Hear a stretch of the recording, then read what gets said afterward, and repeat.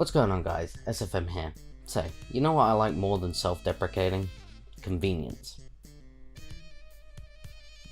Oh, you thought I meant that. Sonic Origins. What initially looked like a good way for Sonic fans, old and new, to enjoy the classics once again, eventually became a game of how many ways can I sell my soul to Sega. On the 20th of April 2022, the world was introduced to Sonic Origins with a beautifully animated trailer and gameplay of all your favourite classic Sonic games fully remastered in widescreen, which is something the fans have wanted for a really long... wait a minute. Why does it say coins down there in the bottom left? Pretty sure that's supposed to be a life counter, right? Okay, well, I hope that doesn't mean that in order to play in widescreen, you must sacrifice a mechanic important to the classic games. Towards the end of the trailer, we're greeted to information about a digital deluxe version of the game, and you all know how Sega loves making those. Did I leave the stove on? All these different extras you get in the digital deluxe edition are so confusing. Like, what does any of this mean? Character animations? Does that mean if you shell out your hard-earned cash for the deluxe edition, Sonic and his friends will have new animations in-game? Bonus hard missions? Like, come on Sega, why do I have to pay extra to get some harder challenges to complete? Okay, I need to calm down. The game isn't even out yet, and we don't have any information about it. There could be some very interesting stuff, and Sega might have actually outdone themselves, is what I would say. Here we have it. Sega's way of confusing the ever-living shit out of you once again. This chart makes no sense. From what I gather, if you buy the Start Dash pack, you get access to 100 bonus coins, mirror mode unlocked from the get-go, and letterbox backgrounds. But if you purchase the Digital Deluxe Edition, you don't get any of that, despite a Digital Deluxe Edition is supposed to net you everything? I should have bought the Deluxe Edition. What's weirder is the pricing. If you wanted the Standard Edition of Sonic Origins, you'd be paying $32.99 or $39.99 American. But if you want the DLC, you fork out an extra £4. I mean, I know this is supposed to look like an enticing offer, but it is rather oddly priced. Buying the DLC separate, you're looking at around $3.99 each, so I understand this is supposed to look like a really good deal as you get 2 DLC for essentially the price of 1. But for a £30 for an over 30-year-old games that you could download on a mobile for free and get a similar experience, virtually identical. What they don't tell you is that Sonic 1, 2 and CD in this collection are just the 2011 and 2013 Christian Whitehead mobile ports, just moved over to the PC with some extra features. So when they tell you it's fully remastered, they weren't lying, it is fully remastered, but the remasters are 10 years old at this point. The only brand new remaster you're getting in this compilation is Sonic 3 and Knuckles, which was created specifically for Sonic Origins in the Retro engine. Sure, Sonic 1, 2 and CD all use the same engine as well, but the Retro engine has had some major improvements over the last 10 years, and it gave us Sonic Mania, which feels so great to play. In my opinion, S3 and K feels the best out of this entire collection, but I know there are people out there who don't like the port for Sonic Origins, and would much rather play Sonic 3 Air, which was a decompilation for the PC port of Sonic 3. Which was later delisted after the release of Origins, along with the ports of 1, 2 and CD. So, here we are, 23rd of June 2022, Sonic Origins releases. The reception among fans was mostly mixed, with some fans opting to return back to their copies of Sonic the Hedgehog Forever or Sonic 3 Air. For me, it was okay. Don't get me wrong, I am a huge classic Sonic fan, but I never really saw an issue with how the game's handled in this collection. I mean, give it some time, and you get used to it. To people who never really played the classics before, or those who haven't played it since they were a young'un, they wouldn't really notice a difference, and it makes a great little compilation for them to experience these games that defined a generation, and revolutionised the gaming industry. Now that the game is out, we can finally see what you received in your deluxe edition of the game. Yep, this is what they meant when they said character animations. The 3D character models rip straight from Forces and Generations, do some funny things in the background while surfing the menus. If you don't buy the Deluxe Edition or the Premium Fun Pack, the island just looks... 50,000 people used to live here. Now it's a ghost town. As well as those little guys frolicking on the islands, which by the way you paid for the privilege to zoom into, you get a little animation of the characters when playing music in the museum. You also get some extra tracks to listen to, which is all well and good, but I don't think these things belong in a collection nowadays. This is the year 2022, where we have instant access to all these tracks through YouTube or other websites. Paying extra to listen to them in a game is a bit extreme. Now we move on to the gameplay itself. Sonic Origins quote unquote introduces widescreen to these classic games, but in order to play in widescreen, you have to sacrifice lives. If you want to play with lives, you have to play in the original 4:3 ratio, which is super annoying considering the mobile port allows you to play in widescreen with lives. Personally, I don't have much of an issue with this myself, seeing as I suck at these games, so I just play in anniversary mode anyways, but for those who want to attempt to beat them with lives, you're kind of in the shit. Sega couldn't have allowed you to customize your gameplay like having widescreen with lives or classic ratio without them. You pay all this money for what is in the eyes of many a lackluster product. Oh, and by the way, you paid for those letterbox designs, so you might as well get some use out of them. Another problem I have with this game is the replacement of some of the Sonic 3 and Knuckles OST. Sega had issues getting the licenses for some of these tracks, as a part of them are owned by the Michael Jackson estate. So Jun Senoway said, "F it, I'll do it myself." Sure, he used the same sound chip that was used in the Mega Drive to produce a sound faithful to that era, but they just don't hit the same. I mean, god damn it, what did they do to Ice Cap?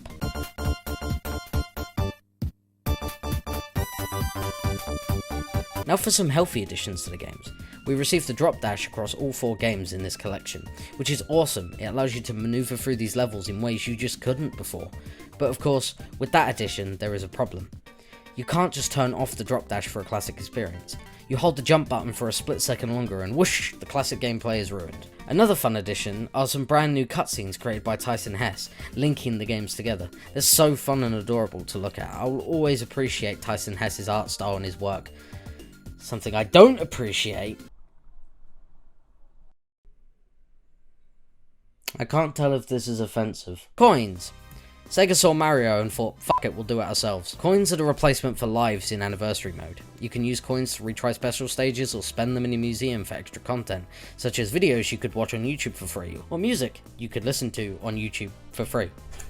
I know which one I'm choosing. It sure is a fine addition to the game and makes you feel like you're working towards something if you're a collector or completionist, but if you're neither, the coins lose half their value.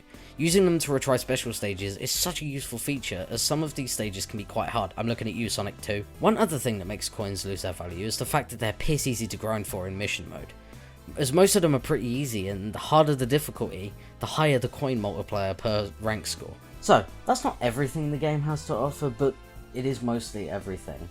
It's a great, convenient way of playing all the classic titles, but it could be so much better.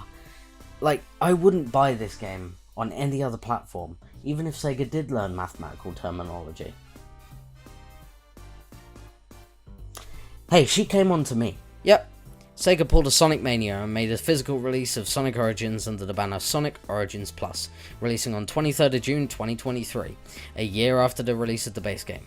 Sega really upped the marketing on this one and dropped one of the best trailers I have ever seen.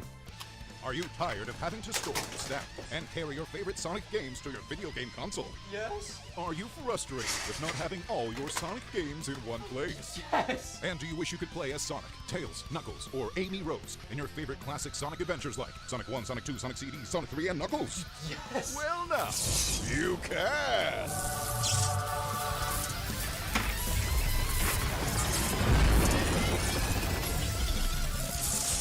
Introducing Sonic Origins Plus. All of the awesome stuff you loved in Sonic Origins plus more.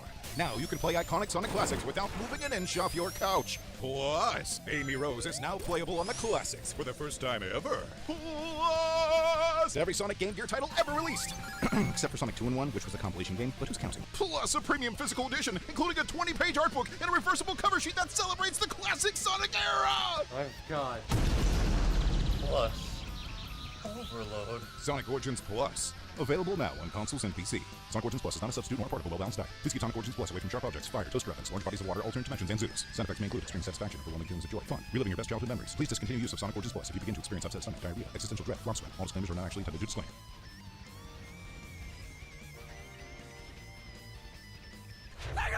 Wow, it's so cool to see Sega taking constructive criticism from fans and reviewers and improve on their mistakes. Sonic Mania Plus was a great addition to the game. We got a whole new game mode and 2 new playable characters. Like, I wonder what Sonic Origins is gonna have.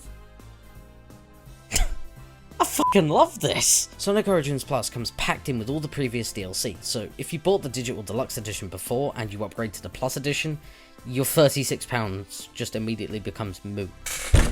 On top of that, you also get the ability to play as Amy Rose for the first time in a classic title, which is honestly the main reason why you would buy this edition of the game. She comes with her iconic Pico Pika hammer, which gives her some sort of dash attack, which is honestly not very useful, but it looks cool. She also uses her hammer as a longer lasting, larger radius insta-shield from Sonic 3, which completely breaks boss fights. As well as being able to play as Amy, you also get to play as Knuckles in Sonic CD, which, honestly, why wasn't this in there from the start?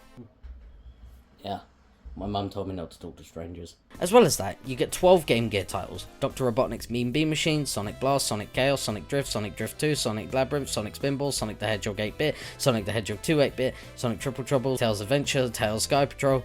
It sounds like a lot, right? And in terms of quantity, it is. But the games are just emulation and suffer from a lot of slowdown and poor frame rates. Not only that, but instead of using the Sega Master System ports of the games that have a wider aspect ratio, we've been thrown back into a tiny screen with major screen crunch. The Game Gear titles make it so hard to play these games as you can't see where you're going, and you'll end up running into enemies and objects off screen.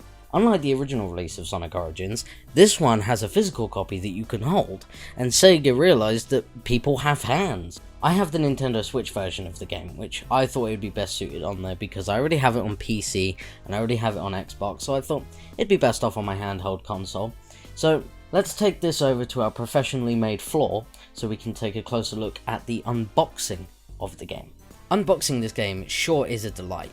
We have this sleeve which has some beautiful artwork on it, which now adds Amy, Robotnik and Metal Sonic, showing off all the characters you'll see in this collection. Right there on the side you have in bright colourful text 16 classic Sonic games, really trying to hit home the point that this is certainly a collection. The box art is so good, with that border paying homage to the Sega Mega Drive box art, which is one of my favourite box art designs of all time. On the sides we just have the bog standard Nintendo Switch spine design, which I have no complaints about at all. On the back we have the Mega Drive box art design carrying on around with some text telling me the same thing it did on the front, just in case I didn't read it for the first time. We have some screenshots from the game, and holy shit, is that Knuckles in Sonic and Knuckles in widescreen with lives.